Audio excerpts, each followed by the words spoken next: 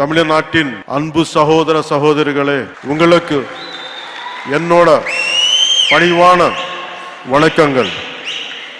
உங்கள் சில பேருக்கு தெரிஞ்சிருக்கலாம், நான் தமிழ்நாட்டில் வாழ்ந்திருக்கேன், சென்னையில வளர்ந்திருக்கேன். நான் தமிழ்நாட்டு விட்டு போய் 30 வருஷத்துக்கு மேல ஆகுது. நான் தமிழ்நாடு விட்டுட்டு போயிருக்கலாம், ஆனா தமிழ்நாடு என்னை விட்டு போகல.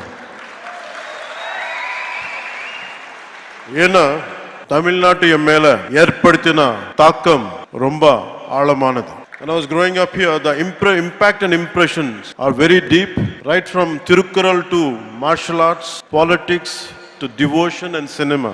அதனால தமிழ்நாட்டு மேல எனக்கு ரொம்ப மதிப்பு.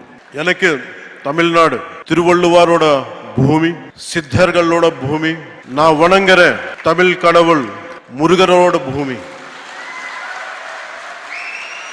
மகாகவி சுப்பிரமணிய பாரதியாரோட பூமி, ஆயிரக்கணக்கான கோவில்களோட பூமி, எனக்கு பிடிச்ச புரட்சி தலைவர் எம்ஜிஆர் அவர்கள் வாழ்ந்த பூமி, வீர விளையாட்டு ஜல்லிக்கட்டோட பூமி. இந்த வீரபூமிக்கு என்னுடைய அன்பு வணக்கம். The experiences from Tamil Nadu have become a guiding light to my life. Tamil Nadu எனக்கு கற்றுத்தந்த அனுபவங்கள் என்னோட வாழ்க்கையோட வழிகாட்டியாவே மாறிச்சு. Today this seminar is about one nation and one election. ஒரே நாடு ஒரே தேர்தல் பத்தி பேசுறதுக்கு நம்ம எல்லாரும் கூடியிருக்கோம். இந்த one nation one election பத்தி நிறைய பொய்யான தகவல்கள் பரப்பப்படுது, தவறான புரிதல்கள் உருவாக்கப்படுது. அது நம்ம just like EVMs. Election timeல if you look at in TV and election results timeல அவர் ஜெயிச்சா EVM சூப்பர் பான் சொல்லுவாங்க, அவங்க தோத்தா EVM டேம்பர் பண்ணிருக்காங்கன்னு சொல்லுவாங்க. இன்னும் என்ன சொல்லுவாங்க, EVM மெஷின்ல சூடு வச்சுட்டாங்கன்னு சொல்லுவாங்க. அதே மாதிரி ஒரே நாடு ஒரே தேர்தல் விஷயத்துல கூட ரெட்ட வேஷம் போடுறாங்க.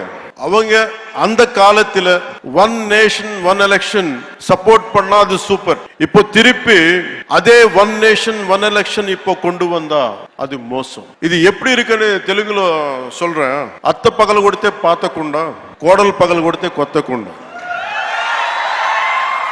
நான் தமிழ்ல சொல்றேன், தப்பா இருந்தா கொஞ்சம் மன்னிக்கணும். மாமியார் வடைச்சா மண் குடம், மருமக வடைச்சா பொன் குடம். వాళ్ళు చేస్తారు, அவங்க பண்ணா ரைட், நம்ம இது முன்னாடி எடுத்துன்னு போனா தப்பு. சோ ஒரே நாடு ஒரே தேர்தல் இந்தியாவுக்கு புதுசு இல்ல, நம்ம தமிழ்நாட்டுக்கும் புதுசு இல்ல. From 1952 to 1967 வரைக்கும் நாட்டோட ஃபர்ஸ்ட் எலெக்ஷன்ல இருந்து அடுத்த 2 decades it was always simultaneous elections, assembly and parliament. When the cycle was broken, simultaneous இருக்கணும்னு இன்சிஸ்ட் பண்ணது வேற யாரோ இல்ல, அன்னைக்கு சீஃப் மினிஸ்டர் கலைஞர் கருணாநிதி அவர்கள். And he is the one who insisted, he is the one who wanted this to happen. And today the sad part is they are opposing it. One nation one election is not an untested theory, but rather a return to a system that our country successfully implemented in its formative years. This was when we just got freedom. In the most difficult early decades, our Bharat, நம்ம நாடு demonstrated a remarkable unity, irrespective of parties, and administrative capability by holding largely a synchronized elections for nearly 2 decades. Today, whoever is opposing the one nation one election should go and read Kalainar Karunanidhi's argument in Nenjikku Needhi in favor of simultaneous elections. Karunanidhi avargale urged the center to constitute a committee to restore simultaneous elections. That's what exactly is being done today. We are implementing, national leadership is implementing the vision of none other than Kalainar Karunanidhi avargal, his dream, his thought. And it is strange and bizarre. We are trying to implement Ayya Muttavel Karunanidhi's proposal, and it is strange and bizarre. Ayya Muttavel Karunanidhi Stalin avargal opposing what his father has proposed. This is what we all should look into it. Every time, no matter in all these years, the last few decades, somewhere in the nation, elections keep on happening. We are losing focus, we are losing mandates, greatest wastage of expenditure, constantly big brick batting, constantly mudslinging, from different political parties onto each other. Somewhere we have to put an end to this. One election is over, suddenly one more election comes. And we are getting tired of just because of looking at it. But the problem is about the development is taking a back seat. So I'll share a few examples to you. If young and resource-constrained India could achieve a system akin to one nation, one election for nearly 2 decades after independence, then what is preventing a strong, a prosperous and technologically advanced Bharat from implementing the same now? What obstacles stand in the way of embracing a system that promises greater stability, reduced expenditure, and a more focused approach to governance, allowing our leaders to dedicate more time they can dedicate themselves to fully to the progress and prosperity of our every citizen. Consider a common scenario that happens in most of our states. Let us say an assembly election is held in a year. Later the state goes to the local body and panchayat polls in another 1-2 years' time. But by the time this ends, the preparations for Lok Sabha begins again. This creates a near continuous election cycle where political parties and the administration are continuously engaged in election-related activities. Where is the time for growth? Where is the time for stability? Where is the time for economic prosperity? For instance, if a state had assembly elections in 2021, local body polls in 2022, and then the national elections in 2024, the focus on consistent governance is inevitably diluted. The opposition also engages mostly in electoral strategies and electioneering and giving only limited attention to fighting for the public causes. India is in a constant state of election preparedness. Political parties are almost in a campaign mode, and that is not a good sign of healthy democracy. On average, it is reasonable to say that the elections to the legislative assemblies of at least 4 to 6 states are held every year. With thousands of panchayats and municipalities across the country, elections at this level are a continuous process happening in different parts of the country almost every year. The ruling parties, instead of focusing solely on governance and policy implementation, ruling parties are constantly strategizing for the next election. In the election, adutha election ku prepare pandru, formulating populist measures and deploying their leaders for campaigns. This can sometimes lead to policy decisions being influenced by electoral considerations rather than the genuine needs of the people. And the opposition's primary focus often becomes attacking the ruling party and preparing for the next election.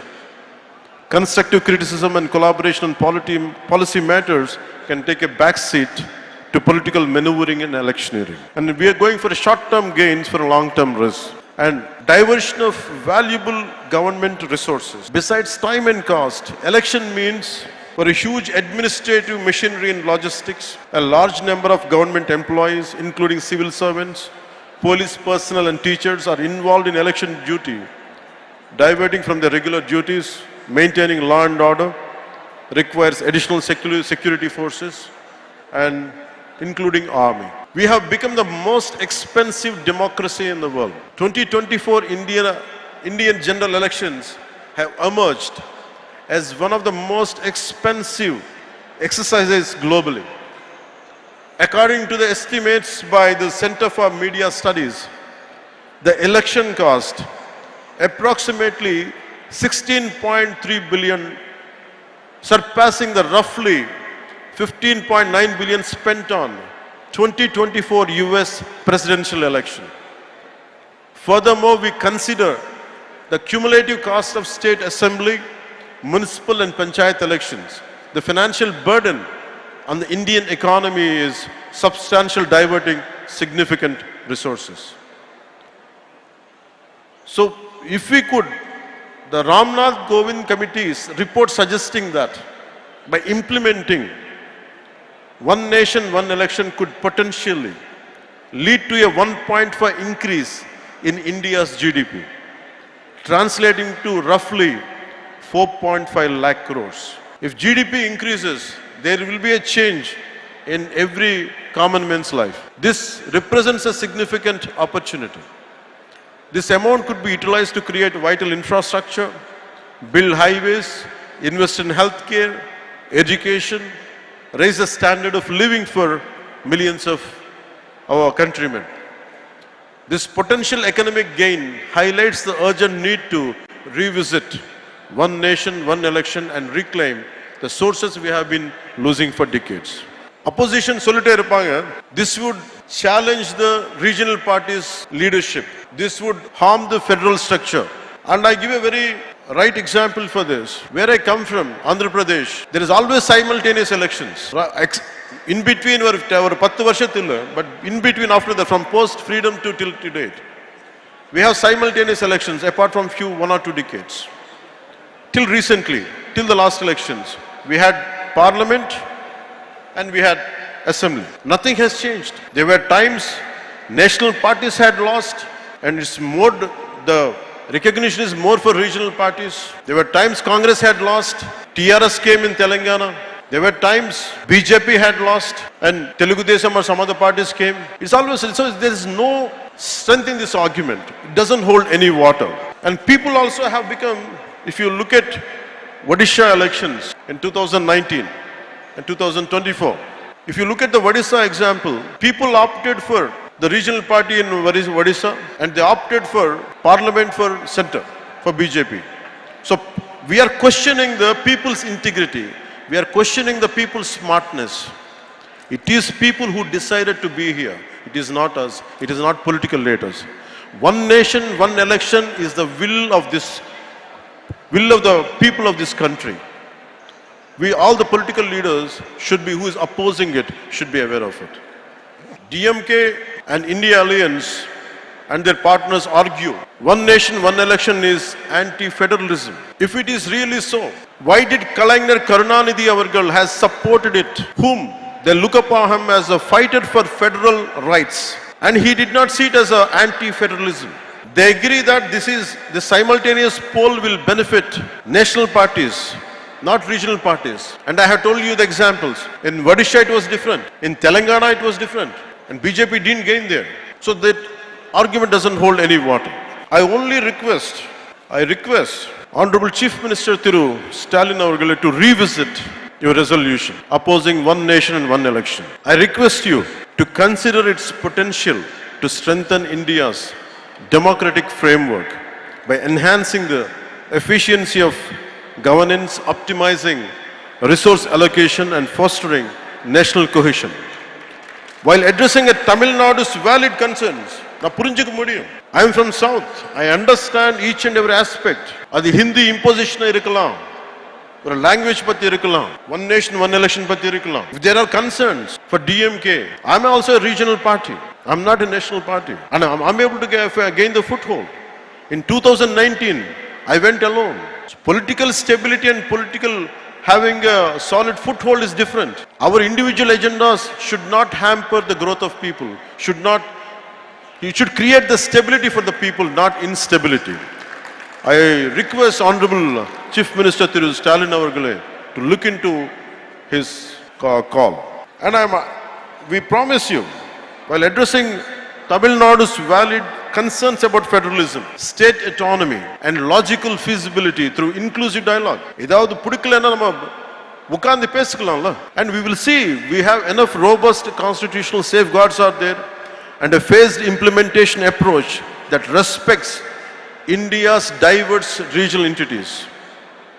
And I request Honorable Stalin Avargal to look into it, to reconsider and let this policy, he should be able to support and take it forward. In short, I can say, ஒரே நாடு ஒரே தேர்தல் இது அரசியல் சீர்திருத்தம் மட்டுமில்லை, இது ஒரு பொருளாதார சீர்திருத்தம், இது ஒரு நிர்வாக சீர்திருத்தம், இது ஒரு ஆட்சி சீர்திருத்தம் கூட. முக்கியமா நம்ம நாட்டுக்கு, நம்ம தமிழ்நாட்டுக்கு தேவையான சீர்திருத்தம். ஒரே நாடு ஒரே தேர்தல் காலத்தின் கட்டாயம். Let us unite as Indians. ஒரே நாடு ஒரே தேர்தல் ஏற்றுக்கொள்வோம். வாழ்க பாரதம், வளர்க தமிழ்நாடு. நன்றி, வணக்கம்.